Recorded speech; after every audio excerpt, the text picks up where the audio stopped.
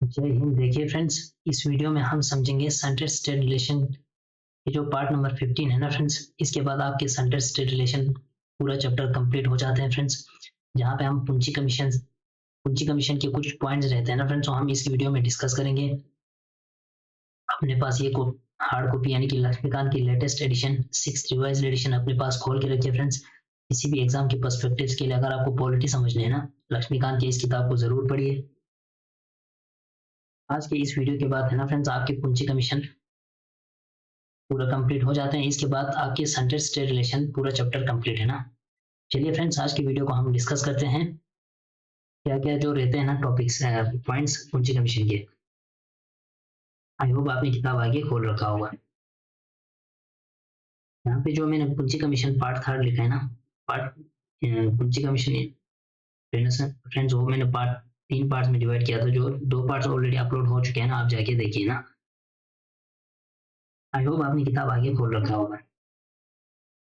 अब point number 17 जो है ना फ्रेंड्स, वो हम वहां से डिस्कस करेंगे। पॉइंट नंबर 16 तक मैंने पिछले की वीडियोस में आपके साथ डिस्कस किया था।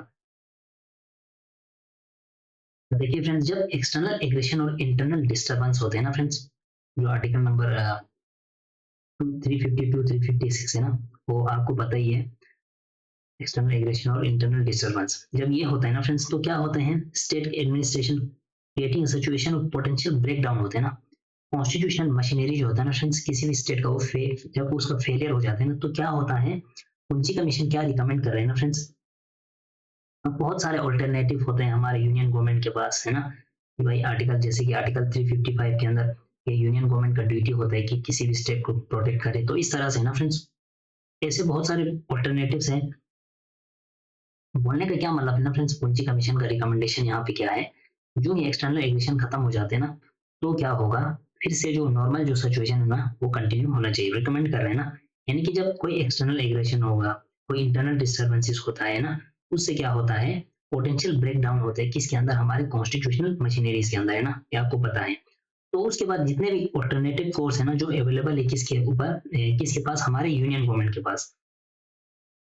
पैरामाउंट रिस्पॉन्सिबिलिटी अंडर आर्टिकल 355 जो है ना फ्रेंड्स, वो हम जब आएंगे आगे की वीडियोस में वहां डिस्कस करेंगे। फिर भी इसमें यूनियन गवर्नमेंट जो है ना फ्रेंड्स, यूनियन गवर्नमेंट का ड्यूटी है कि किसी भी स्टेट को प्रोटेक्ट करना। बोलने का क्या मतलब है, जो ये कॉन्स्टिट्यूशन या एक्सटर्नल एग्रेशन हो या कोई इंटरनल डिस्टर्बेंस होना, जो ये खत्म हो जाते हैं ना फ्रेंड्स, तो ये क्या होना चाहिए, नॉर्मल टाइम के बाद फिर ये कंटिन्यू हो जाते हैं ना। तो article 356 should be limited strictly to rectifying a failure of constitutional machinery in the state, यानी कि उसका जो है ना फ्रेंड्स, उसमें लिमिटेड होना चाहिए, है ना। यानी कि ये रिकमेंड कर रहे हैं हमारे पुंची कमीशन पॉइंट नंबर 17 के ना, आर्टिकल नंबर 356 को लेके कुछ रिकमेंड दे रहा है। उसके बाद है ना फ्रेंड्स, पॉइंट नंबर 18 में on the question of invoking article 356, जब इन्वोक हो जाते हैं ना फ्रेंड्स, किसी भी स्टेट के अंदर जब कॉन्स्टिट्यूशनल मशीनरी होता है, तो कुछ गाइडलाइन सेट किया था। एक जजमेंट आया था हमारे सुप्रीम कोर्ट के अंदर, SR Bommai versus union of India 1994 में। तो उस गाइडलाइन को फॉलो करना चाहिए ना। तो ये रिकमेंड कर रहे हैं हमारे पुंची कमीशन। उससे क्या होगा, स्मूथनिंग सेंटर स्टेट रिलेशन जो है ना फ्रेंड्स, और भी ज्यादा हमें क्या होगा, यहाँ पे हमारे देश के अंदर और भी ज्यादा स्मूथ हो जाएंगे। यानी कि आर्टिकल 356 जब लागू होते हैं ना, तो क्या होता है, कॉन्स्टिट्यूशनल मशीनरी जब किसी स्टेट का फेल हो जाते हैं, तो भाई ये जो कुछ गाइडलाइंस सेट किया था हमारे, ये जो जजमेंट आया था सुप्रीम कोर्ट के अंदर, SR Bommai versus union of India, उसके गाइडलाइन को फॉलो करना चाहिए। तो ये है आपके पॉइंट नंबर 18। पॉइंट नंबर 19 क्या है ना फ्रेंड्स, जब आर्टिकल 352 एंड 356 जब लागू होते हैं ना हमारे, कोई जैसे फॉर एग्जांपल 356 के अंदर प्रेसिडेंट रूल होते हैं, 352 के अंदर एक्सटर्नल एग्रेशन है ना, तो ये चीजें जब आर्टिकल जैसे हम मान के चले फ्रेंड्स, 356 किसी स्टेट के अंदर जब लागू होता है, इम्पोज होगा, तो क्या होगा, वहां पे क्या होना चाहिए, एक लोकलाइज इमरजेंसी होना चाहिए। जैसे फॉर एग्जांपल एक स्टेट होगा, उसमें अगर 350 एक लोकल लेवल पे कोई प्रॉब्लम होगा ना, अब उस लोकल लेवल को प्रॉब्लम को शांत करने के लिए क्या करना चाहिए, उस लोकल लेवल पे ही एक इमरजेंसी लागू कर देनी चाहिए। यानी कि पुंजी कमीशन रिकमेंड कर रहा है कि भाई ये पूरे स्टेट में नहीं होना चाहिए ना, उस लोकल लेवल पे ही इमरजेंसी लागू होना चाहिए, तब जाके उस वहां पे जो कोई प्रॉब्लम्स होगा ना, उसको शांत करने के लिए खाली लोकलाइज लेवल पे इमरजेंसी होना चाहिए। तो ये रिकमेंड कर रहे हैं हमारे पुंजी कमीशन, है ना। अगर पूरे स्टेट में जब ये लागू करेंगे ना तो स्टेट में बहुत ज्यादा स्टेट बहुत बड़ा होता है ना फ्रेंड्स, तो वहाँ पे सभी जगहों पे तो हम काम रोक नहीं सकते ना। यानी कि जब कोई 352 को लेके किसी भी स्टेट के अंदर कोई प्रॉब्लम होता है ना और स्टेट का कोई पार्ट होगा तो उसी पार्ट के अंदर क्या होना चाहिए, एक लोकलाइज इमरजेंसी लागू कर देनी चाहिए। तो ये रिकमेंड कर रहे हैं हमारे पूंजी कमीशन, है ना। तो इसके बाद पॉइंट नंबर 20 है friends, suitable amendments to article 263 are required to make, है ना फ्रेंड्स। आर्टिकल 263 जब हम आएंगे वहां पे क्या है, interstate council A credible powerful and fair mechanism for management of interstate and centre state differences, यानी कि सेंटर स्टेट के डिफरेंसेस को खत्म करने के लिए और हमारे इंटरस्टेट काउंसिल को और भी क्रेडिबल बनाने के लिए, पावरफुल बनाने के लिए ना आर्टिकल 263 को थोड़ा बहुत अमेंडमेंट संशोधन कर देनी चाहिए ना। तो ये रिकमेंड कर रहे हैं हमारे पूंजी कमीशन। और उसके बाद है पॉइंट नंबर 21 जोनल काउंसिल जो होता है ना फ्रेंड्स, इनको है ना साल के अंदर ट्वाइस ए ईयर, यानी कि एक साल में 2 बार इनको कुछ एजेंडा जो प्रपोज करते हैं हमारे अपने जो स्टेट्स के अंदर कुछ काउंसिल्स होते हैं फ्रेंड्स, उनको साल में 2 बार बैठक कर देनी चाहिए, यानी कि कहीं पे जाके कुछ जो मीटिंग होता है ना फ्रेंड्स वो कर देनी चाहिए।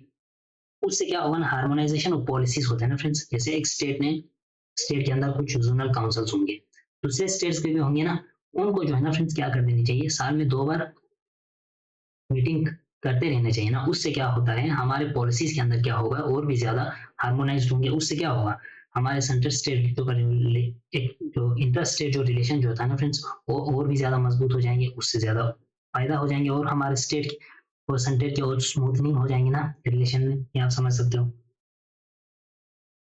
कोई जैसे for example inter state ramifications होंगे वो खत्म हो जाएंगे ना, ये आप समझ सकते हो। उसके बाद है friends point number 22, empowered committee of finance ministers of state जो है ना फ्रेंड्स, उनको successful experiment in inter state coordination in physical matters पे, फिजिकल मैटर्स होगा, कोई पैसों को लेके कोई मैटर्स होगा ना, तो क्या होनी चाहिए, एक कमिटी होनी चाहिए इसके फाइनेंस मिनिस्टर्स ऑफ स्टेट्स की, यानी कि जैसे मान के चलिए पंजाब और राजस्थान के स्टेट्स है ना, ये सारे स्टेट्स जो है ना फ्रेंड्स क्या करने चाहिए, इनके फाइनेंस मिनिस्टर्स को है ना एक कमेटी बनानी चाहिए। उससे क्या होगा, इंटर स्टेट कोऑर्डिनेशन जो है ना फ्रेंड्स और भी ज्यादा स्ट्रॉन्ग हो जाएगी, उससे हमारे रिलेशन जो है ना फ्रेंड्स एक दूसरे में और भी ज्यादा स्मूथ हो जाएंगे ना, इतना तो आप समझ सकते हो। इसके साथ साथ institutional similar models in other sectors as well, है ना, बाकी सेक्टर्स में भी इस तरह से होना चाहिए। यानी कि बोलने का क्या मतलब है ना फ्रेंड्स, जो मिनिस्टर्स होते हैं ना एक स्टेट या दूसरे स्टेट्स के, उनको उनके कोऑर्डिनेशन को, यानी कि स्टेट्स के बीच में कोऑर्डिनेशन को बढ़ाने के लिए फाइनेंस जो मिनिस्टर्स होते हैं ना स्टेट्स के, उनको कमेटी बैठा के बीच बीच में ना एक दूसरे के साथ जो है ना फ्रेंड्स हाथ मिलाते रहना चाहिए। उससे क्या होगा, कोऑर्डिनेशन और हमारे इंटर स्टेट का जो रिलेशन है ना और भी ज्यादा स्ट्रॉन्ग हो जाएंगे। इसी तरह हमारे चीफ मिनिस्टर्स का भी होना चाहिए और रोटेशन बेस पे होना चाहिए कि भाई आज इस टाइम पे ये वाले स्टेट का चीफ मिनिस्टर हेड होंगे, है ना। इस तरह से उससे क्या होगा, हमारे सेंटर और इंटरेस्ट का एक दूसरे के जो स्टेट्स है ना फ्रेंड्स, इंटर स्टेट रिलेशन और भी ज्यादा क्या होगा, स्ट्रॉन्ग होगा। तो ये रिकमेंड कर रहे हैं हमारे पूंजी कमीशन, है ना। इसके बाद है point number 23, all India service होना चाहिए इन अदर सेक्टर लाइक आपके हेल्थ के अंदर, एजुकेशन के अंदर, इंजीनियरिंग के अंदर, जुडिशरी के अंदर शुड बी क्रिएटेड, है ना। यानी कि इन चीजों के अंदर भी हमें क्या करना चाहिए, क्रिएट करना चाहिए ऑल इंडिया सर्विसेज। जैसे कि ऑल इंडिया सर्विस आज के टाइम पे आईएएस है ना, इसी तरह बाकी ये जो कुछ सेक्टर्स जो है ना फ्रेंड्स, आपके हेल्थ, एजुकेशन, इंजीनियरिंग, इन चीजों में भी ऑल इंडिया सर्विस होना जरूरी है। तो ये पॉइंट है। पॉइंट नंबर 14 क्या बोल रहे हैं फ्रेंड्स, लोग यानी कि राज्यसभा को लेके हमारे पूंजी कमीशन क्या रिकमेंड कर रहे हैं कि भाई ये हमारे राज्यसभा को भी क्या देने चाहिए, इक्वल पावर देनी चाहिए जो हमारे लोकसभा के पास भी है ना।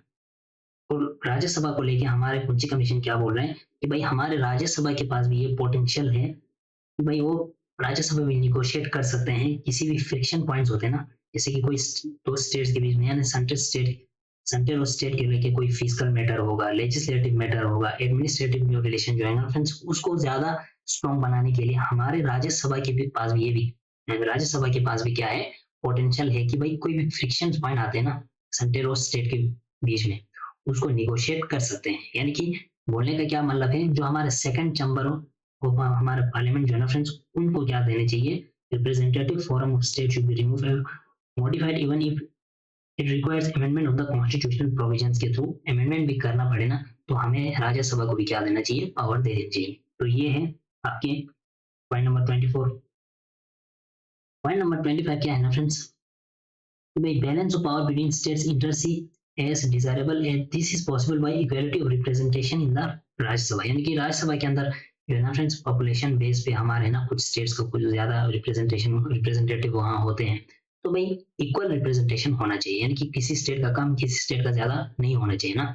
तो राज्यसभा के जब रिप्रेजेंटेटिव वहां जाते हैं ना राज्यसभा में, तो हर स्टेट्स का क्या होना चाहिए, इक्वल रिप्रेजेंटेशन होना चाहिए। जैसे कि आपको यूएस का सीनेट होता है ना फ्रेंड्स, वहां पे हर स्टेट्स का दो दो होते हैं। इस तरह से हमारे क्या होना चाहिए, राज्यसभा के अंदर भी इक्वल रिप्रेजेंटेशन होनी चाहिए। तो ये बोल रहे हैं आपके 25 में। 26 में क्या है ना फ्रेंड्स, डिवोल्यूशन ऑफ पावर्स होना चाहिए, लोकल बॉडीज को है ना पावर दे देनी चाहिए, जैसे आपके सेल्फ गवर्नमेंट, तो वहाँ की वो अपने डिसीजन खुद ले पाए ना। तो ये लोकल सेल्फ गवर्नमेंट को लेके पॉइंट है, पॉइंट बोल रहे फ्रेंड्स 26। 27 क्या है ना, जैसे देखिए आरटीई एक्ट यानी कि राइट टू एजुकेशन एक्ट है ना, इसमें जो है ना फ्रेंड्स क्या होना चाहिए, providing for sharing of cost by the central government है ना। यानी कि जो है ना फ्रेंड्स, जैसे कि राइट टू एजुकेशन एक्ट कोई भी नियम कानून बनाना होगा ना, तो इसमें सेंट्रल गवर्नमेंट का भी होता है ना, जो कंकरेंट लिस्ट के अंदर आते हैं। तो इसमें जो है ना फ्रेंड्स, कॉस्ट जो है ना फ्रेंड्स, इसमें जो खर्चे आते हैं ना, उसमें क्या होना चाहिए, शेयर होना चाहिए बिटवीन सेंटर एंड स्टेट। उससे क्या होगा, दोनों का कोऑर्डिनेशन अच्छे से बढ़ेंगे ना, ये आप समझ सकते हो। उसके बाद फ्रेंड्स, जो आपके मेजर जो मिनरल्स होते हैं ना, उस पे रॉयल्टी रेट्स लगते हैं, तो उसमें है ना डिले नहीं होना चाहिए। तो ये मिनरल्स को लेके कुछ पॉइंट है। 29 पॉइंट फ्रेंड्स, आपको जो ये सेलिंग ऑन प्रोफेशन टैक्स जो है ना फ्रेंड्स, वो खत्म होनी चाहिए। तो कॉन्स्टिट्यूशनल अमेंडमेंट के थ्रू इसको खत्म कर देनी चाहिए। 30 जो पॉइंट ना फ्रेंड्स, ये है आपके जो rising more revenue from the tax mention in article 268 के अंदर, जो और भी ज्यादा सरकार जो है ना फ्रेंड्स हमारे रेवेन्यू राइज करते हैं ना, तो जो है ना फिर उसको एग्जामाइन कर बार बार करते रहने चाहिए।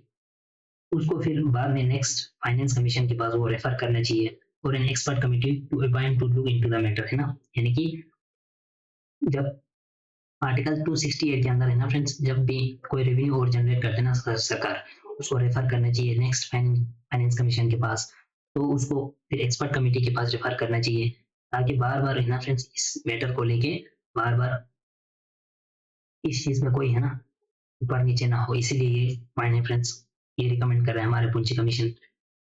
तो ग्रेटर अकाउंटेबिलिटी होना चाहिए किसके अंदर, फिजिकल लेजिस्लेचर के अंदर, लेजिस्लेशन के अंदर should provide for an annual assessment बनी, इंडिपेंडेंट बॉडी के पास ये एनुअल असेसमेंट के लिए भेज देनी चाहिए।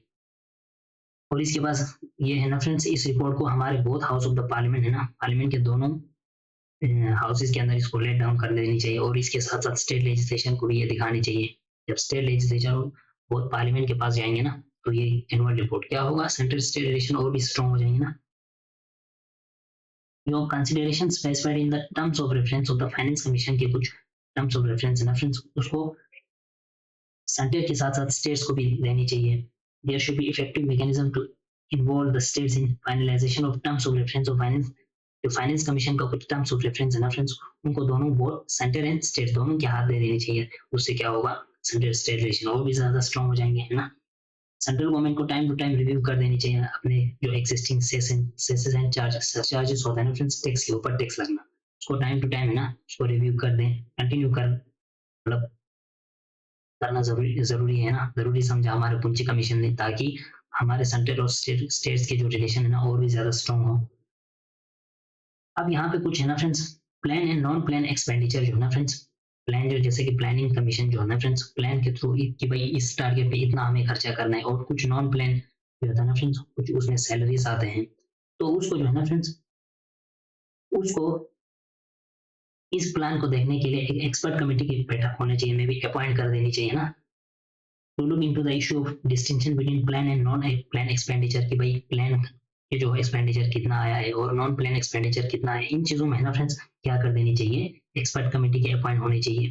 तो ये है आपकी रिकमेंडेशन ऑफ पूंजी कमीशन। अब बेटर कोऑर्डिनेशन होनी चाहिए between finance commission and planning commission. अब इसमें क्या है ना friends, the synchronization of periods covered by the finance commission and the 5-year plan will be considerably improve such coordination। यानी कि finance commission and planning commission में जब coordination बढ़ेंगे ना फ्रेंड्स, तो क्या होगा, और अभी हमारे है ना सेंटर स्टेट रिलेशन और भी स्ट्रॉन्ग हो जाएंगे, है ना, ये आप समझ सकते हो। Finance commission division in the ministry of finance should be converted, यानी कि फाइनेंस कमीशन जो है ना जो हमारे मिनिस्ट्री ऑफ फाइनेंस के अंदर आते हैं ना, उनको फुल फ्लेज डिपार्टमेंट बना देनी चाहिए, है ना। एक परमानेंट सेक्रेटरी उनके पास होनी चाहिए, यानी कि फाइनेंस कमीशन को लेके बोल रहा है।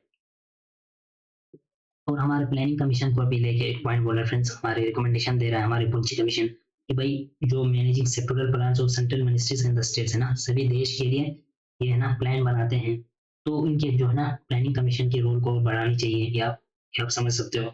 Inter state trade and commerce को लेके बोल रहे हैं फ्रेंड्स, उनके कुछ कमीशन होना चाहिए, और इस कमीशन को should be vested in both advisory and executive role with decision making powers इनको दे देनी चाहिए। उससे क्या होगा ना फ्रेंड्स, ऐसे कॉन्स्टिट्यूशनल बॉडी है हमारे इंटरेस्टेड ट्रेड एंड कॉमर्स जो कमीशन है ना, कॉन्स्टिट्यूशनल बॉडी है ना फ्रेंड्स, उसको decision of the commission should be final and उनके जो कमीशन के जो डिसीजन है ना फ्रेंड्स उसको फाइनल कर देनी चाहिए, है ना, उनको फाइनल मानना चाहिए। उन binding of all state as well as union of India को है ना फ्रेंड्स, उनके ऊपर बाइंड, उनके सारों के ऊपर क्या है ये बाइंड कर देनी चाहिए ना। यानी कि ये जो है ना फ्रेंड्स बोलने का क्या मतलब है, हमारे सेंट्रल स्टेट रिलेशन जो है ना फ्रेंड्स और भी ज्यादा इससे मजबूत हो जाएंगे ना, आप समझ सकते हो। अब ये है ना फ्रेंड्स, ये जो रिपोर्ट है आपकी पूंजी कमीशन पे, ये सर्कुलेट होते हैं पूरे स्टेट गवर्नमेंट के पास, यूटी एडमिनिस्ट्रेशन के पास, यूनियन मिनिस्ट्रीज के पास, डिपार्टमेंट्स कंसर्न फॉर देयर उनके व्यूज देखने के लिए ना फ्रेंड्स, यानी कि ये जो रिकमेंडेशन है ना आपके पूंजी कमीशन के, उनके व्यूज देखने के लिए सारों के पास, स्टेक होल्डर्स के पास ये सर्कुलेट होते हैं ये रिपोर्ट।